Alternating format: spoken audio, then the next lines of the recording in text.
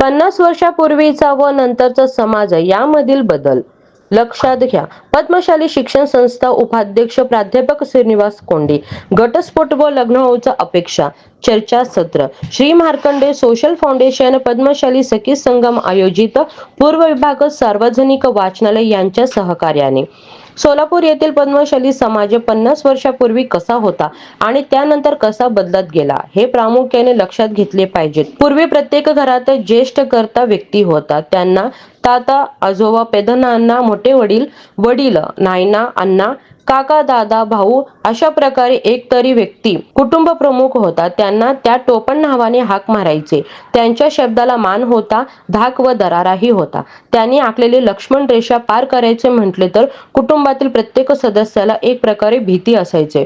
पूर्वी एकत्रित कुटुंब व आर्थिक सुबत्ता होती, परंतु आर्थिक प्रश्न व इगोमुळे विभक्त कुटुंब वाढून एक प्रकारे स्वातंत्र्य मिळाल्याचे समाधान तसेच विचार करण्याचे स्वातंत्र्यही मिळाले. संसार म्हणजे भांडणे होत असायचे. पूर्वी वडीलधारी माणसे समजावून सांगायचे. सध्याच्या जमान्यात ज्येष्ठाचे कोणीही ऐकत नसल्याने घटस्फोटाचे प्रमाण व लग्नाळूच्या अपेक्षा वाढल्या आहेत, असे मत पद्मशाली शिक्षण संस्थेचे उपाध्यक्ष प्राध्यापक श्रीनिवास कोंडी यांनी व्यक्त केले आहे. श्री मार्कंडेय सोशल फाउंडेशन पद्मशाली सखी संगम आणि पूर्व विभाग सार्वजनिक वाचनालय यांच्या सहकार्याने शनिवारी सायंकाळी पूर्व विभाग सार्वजनिक वाचनालयाच्या विणकर सभागृहात पद्मशाली समाजात सध्याचे ज्वलंत उदाहरण घटस्फोट व लग्नाळूच्या अपेक्षा या विषयावर चर्चासत्राचे आयोजन केले होते. यावेळी माजी ज्येष्ठ नगरसेवक पांडुरंग दिड्डी, नुकतेच न्यायाधीशपदी निवड झालेले नागेश कोंडा, निवृत्त पोलीस निरीक्षक बापू गंधमल,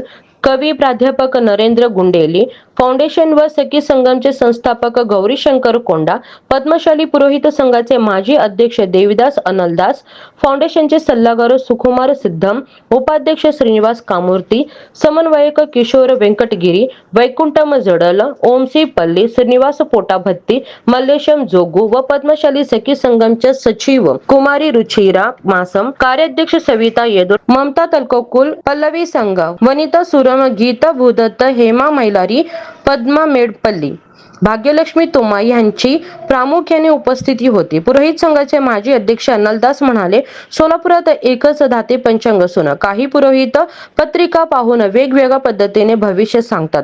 यामुळे लोक संभ्रमित होतात. आजकाल पॅकेज विचारून स्थळ जुळू लागलेत. मुला मुलींचे लग्न योग्य वयात करणे महत्वाचे आहे. यासह अनेक विषयावर भाष्य केले. ममता तलकोकुल म्हणाले, मुलीचे लग्न एकदा करून दिल्यानंतर तिच्या संसारात ढवळाढवळ करू नयेत. मुख्यतः मुला मुलीवर लहानपणापासूनच संस्काराची शिकवण देणे अत्यंत आवश्यक आहे.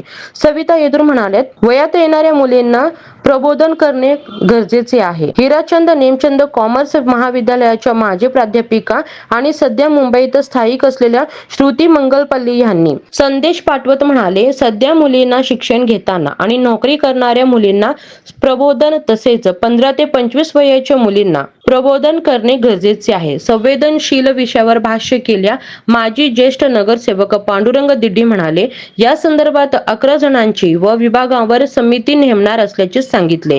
गौरीशंकर कोंडा म्हटले, सध्या पद्मशाली समाजात घटस्फोट व लग्नाळूच्या अपेक्षा हे अत्यंत ज्वलंत विषय असून यावर उपाय सांगण्याचे आवाहन केले. यानंतर प्राध्यापक नरेंद्र गुंडेले, पांडुरंग सामल, विनोद कोंडा पुरोहित, सुकुमार सिद्धम, बाबू गंधमल, नागेश कोंडा, रुचिरा मासम, पल्लवी संघ यांनी चर्चासत्रेत भाग घेऊन आपले मत व्यक्त केले आहेत.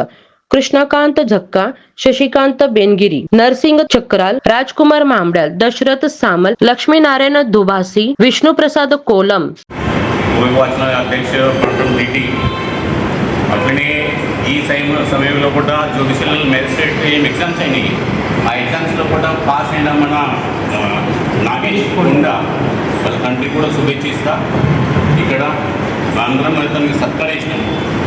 ఈ మంచి సమయంలో కూడా ఒక వకీల్ కూడా ఉన్నాడు. ప్రశ్న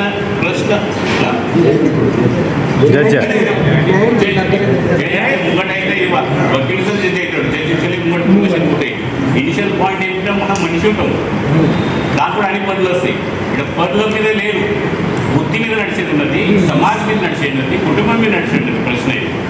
ఒకటి ఏమన్నారంటే ఇక్కడ సమాజం ఒకట నువ్వు పరివర్తన అవుతుండే ఇప్పటికీ నువ్వు 50 वर्ष కింద सोलापूर చూడు आणि 50 वर्षानंतर ఇప్పుడు सोलापूर చూడు 50 वर्ष కింద सोलापूरला आर्थिक विकास ఇంతలాగా మీకు ఉంది ఉమ్మడి కుటుంబం ఉండేది ఒకటే ఇంట్లో మేము అందరం బదిలే అందరం ఒకజాన ఉంటుండేవి మా ఇంటికి ఒక పెద్ద మనిషి ఉంటుండే అతని పేరు నాయన తాత పెద్దనాయన కాక అన్న జవాబుదారీ మనిషి ఉంటుండే అతను ఎట్లా చెప్తే అట్లా ఇంటుండే ఇప్పుడు ఆ 50 वर्ष పరిస్థితి ఉన్నా అటు కారణంలో చూస్తా అంటే ఏమని తెలుస్తుంటే మనకి అప్పుడు సోషో ఎకనామికల్ కండిషన్లో మనం ఉంటుంది सामाजिक आर्थिक संबंध एकजूट ఉంటే అన్ని వ్యవస్థిత నడుస్తాయి ఇప్పుడు సమాజ్ అండ్ ఆర్థికకి సంబంధం లేదు కుటుంబం నడవాలంటే పైసా ఇంపార్టెంటే నొల్లి వస్తుంది ఇంట్లో ఇంట కుటుంబం అంటే పైసా మీదనే నువ్వు సంబంధం చూస్తున్నా అంటే నేను చూస్తున్నా ఇట్లా లేదు పరిస్థితికి ఇట్లా జాడవచ్చి మనం ఎట్లా పడిపోతాం అది మోతున్నది ఇక్కడ దాంట్లో సంస్కారం ఇచ్చి అమ్మ చెప్పినట్టు సంస్కారం ఇచ్చి ఇల్లు మాట్లాడినప్పుడు లేడీస్ గురించి మాట్లాడినప్పుడు ప్రశ్నలు అన్నీ వచ్చినాయి తల్లిదండ్రులు చెప్పే ప్రశ్నలు వచ్చి ఇవన్నీ వచ్చినాయి బదులు ఎందుకు అవుతుంది దాని మీద చర్చ చేయాలి వాళ్ళు లాస్ట్ మాట్లాడారు మళ్ళీ ఏ విషయం మీద పాయింట్ మాట్లాడలేదు మనకి ఏం చేసి కాయిదా వేస్తే అవుతుందా మన సమాజంలో కూడా ఇక్కడ పరివర్తన కాయిదా వేస్తా ఇస్తుందా సమాజ పెద్ద మనుషులు తీసుకుంటారు జవాబారి దీనికి ఇది చర్చ చేయాలి మహిళా లోపల తరుణ్ వర్గులు వాళ్ళ అంతమేమున్నది ఇక్కడ తరుణ్ వర్గులు ఎవరు లేదు అందరు తల్లులే ఉన్నారు తరుణ్ వర్గం లేడీస్ వాళ్ళ అంతం ఏమున్నది అది చర్చ కావాలి మనం పిల్లలకు ఎందుకు నేర్పిస్తున్నాం నేర్పించి సుఖాయిస్తున్నామా అది చర్చ కావాలి తల్లిదండ్రులు జవాబుదారి పిల్లలు తీసుకుంటారా నేర్చుకో తల్లిదండ్రులు జవాబుదారి పిల్లలు తీసుకుంటలేదు నా పరిస్థితి వస్తే నేను తల్లిదండ్రులు జవాబుదారి తీసుకుంటున్నా పిల్లల జవాబుదారి తీసుకుంటా పిల్లలు ఇంటిలో చుట్టం వచ్చి పోతాడు అంతే వాళ్ళ వ్యవసాయాలు ఇట్లా పరిస్థితి 5 నెలలకి మార్కెట్లో వేసేది దాన్ని చర్చ చేయండి తక్కరాగలద్దు పాయింట్లు ఏం చేసేది చర్చ చేయండి ఇట్లనే ముందు వేసినట్టు అట్లా మీ ముందది लास्ट कन्क्लुडिंग मार्केट एक गंभीर बाब आहे त्याच्यामधून पण एखादा लव जहाज म्हणून आपले एक गंभीर समस्या निर्माण झालेली आहे.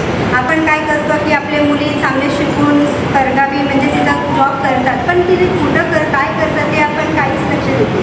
मुली फक्त आपल्याला आठवड्याला 1-2 वेळा येऊन जातात महिन्यातून 1-2दा पण ते कुठं राहतात ते आपण काहीच त्यांच्याबद्दल चौकशी करत नाही. आपण तिथं जाऊन तर बघत नाही फक्त मुलींवर विश्वास ठेवतो.